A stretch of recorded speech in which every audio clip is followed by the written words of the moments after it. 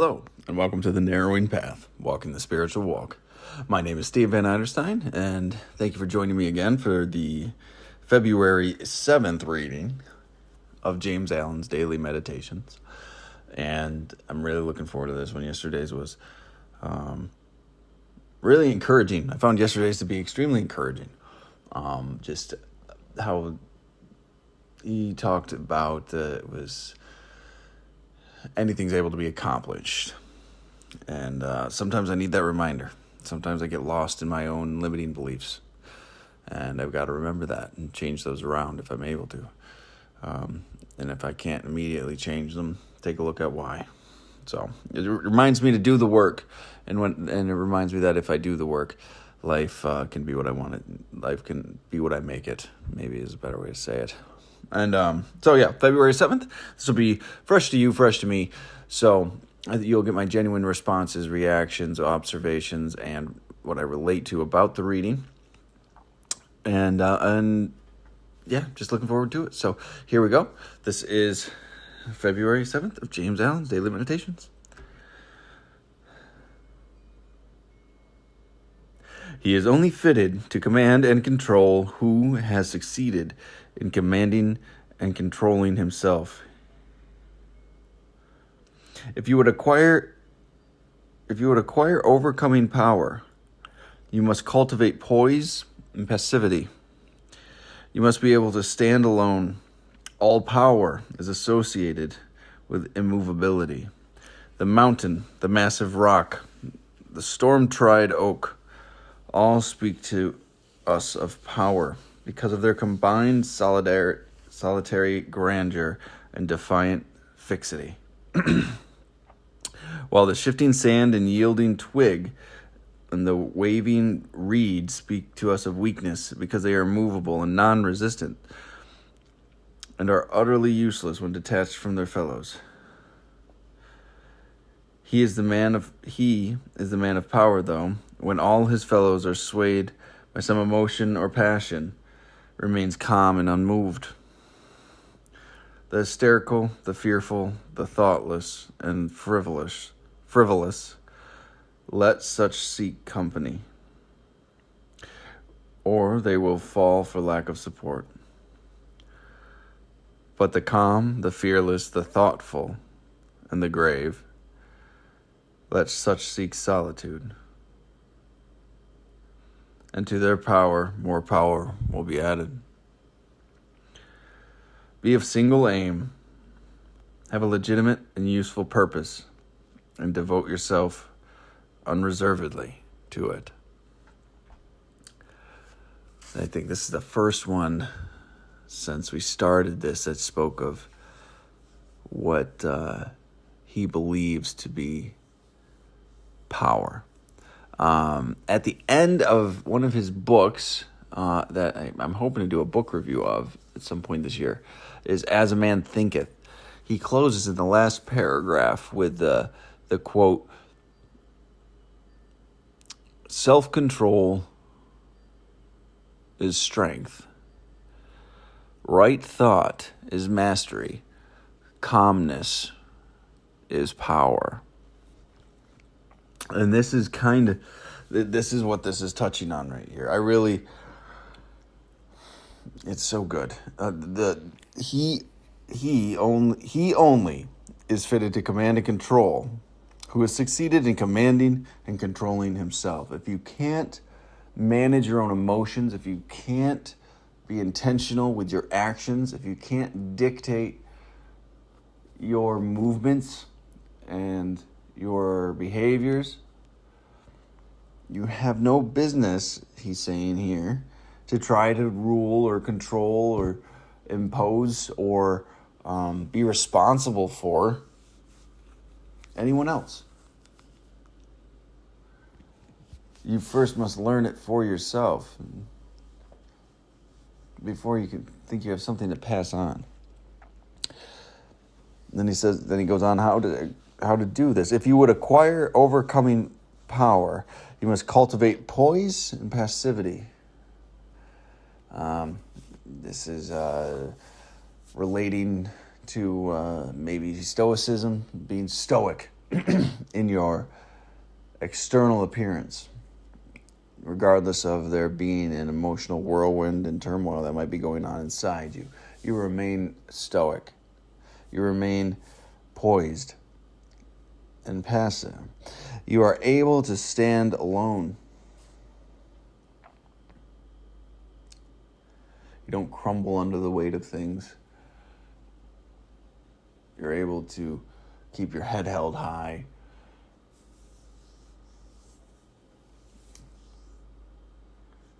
You don't shirk your responsibilities. You face them.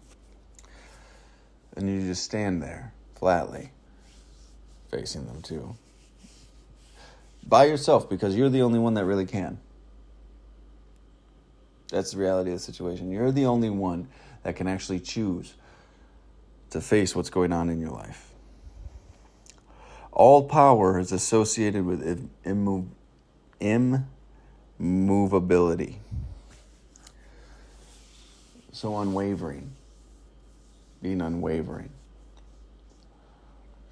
The mountain, the massive rock, the storm-tried oak all speak to us of power because of their combined solidarity and grandeur and defiant fixity.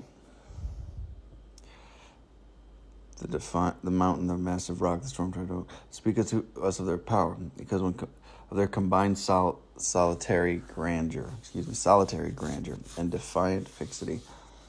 You know, I think about this, and you just get a sense of awe when you come to these things. When you come to mountains, when you come to, I'm thinking of those giant rocks that are in deserts that people have taken plenty of pictures of it, and I'm thinking of the redwoods in California, maybe, and just these monumental things that have stood the test of time, that have stood in their own magnificence for longer than we can comprehend, is the reality. We might be able to even put a number on it, but actual true comprehension of those lengths of time is beyond most, if not all of us. And then he goes on to say, while the shifting sand, the unyielding twig, and the waving reed speak to us of weakness, because they are immovable and non-resistant. They are utterly useless when detached from their fellows. It's just giving us an example of the opposite, obviously, but just these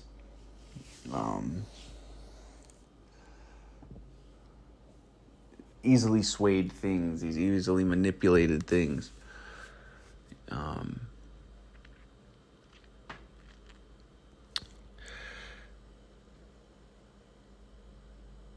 They are movable and non-resistant. It doesn't take much force to actually get them to do what you want them to. A powerful person and someone that has poise and passivity, it takes a substantial amount of energy and force to get them to waver. Through convincing, explanation, understanding, intelligent conversation, physical force, whatever it is, it takes so much more, and that's where the power really lies, is the ability to withstand these storms, not just be manipulated by them and blown all over, like a leaf in the wind, a feather in the wind, as some say. He is the man of power who, when all his fellows are swayed by some emotion or passion, remains calm and unmoved. His purpose. Somebody that would pick up a purpose rather than change his direction due to the whims of the day. Having a definitive structure to his living rather than, I feel like doing this today, I feel like doing that today. And there's something to be said for being able to have those fluid days, we'll say. But to live like that, and only like that, seems to be a very weak as he's saying here, a weaker life.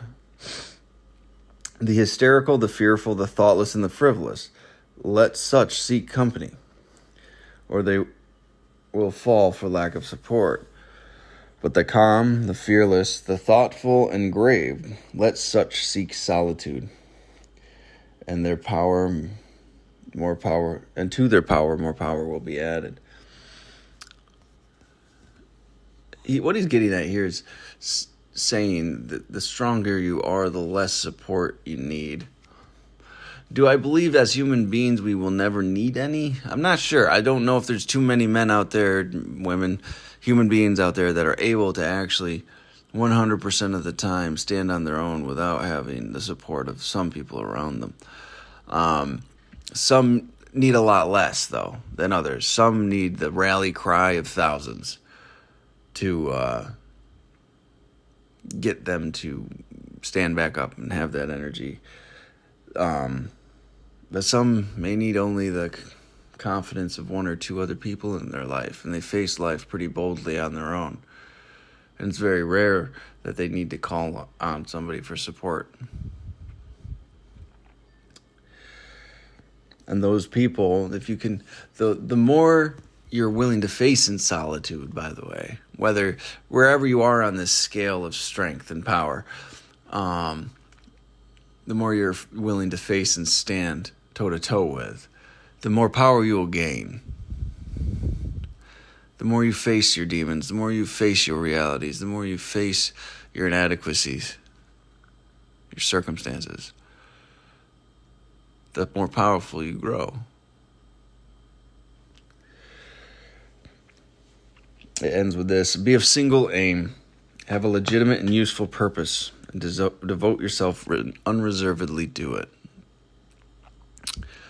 This kind of goes along with what he was saying yesterday. It's amazing what we can actually accomplish when we have, yesterday he called it strong faith and unflinching purpose. Strong faith and unflinching purpose.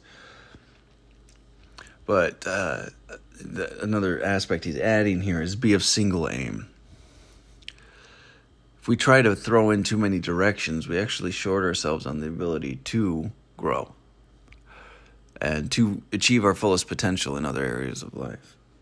So being of single aim, have a legitimate and useful purpose, and devote yourself unreservedly to it. So not a selfish and self-serving purpose, but something you can devote yourself to in the service of God, others, good, as James Allen says in these. So, fantastic reading. I love it. Probably by the end of the year, I'm probably going to be talking for 30 minutes for each one of these. I swear, they just keep getting longer. I'll try to be mindful of that for everybody. Try to trim it back down to 10 minutes, but they're just so good, so much to talk about. So, thank you all for joining me though for February 7th reading. I'm looking forward to tomorrow's, and we'll pick up there. Until next time, thanks.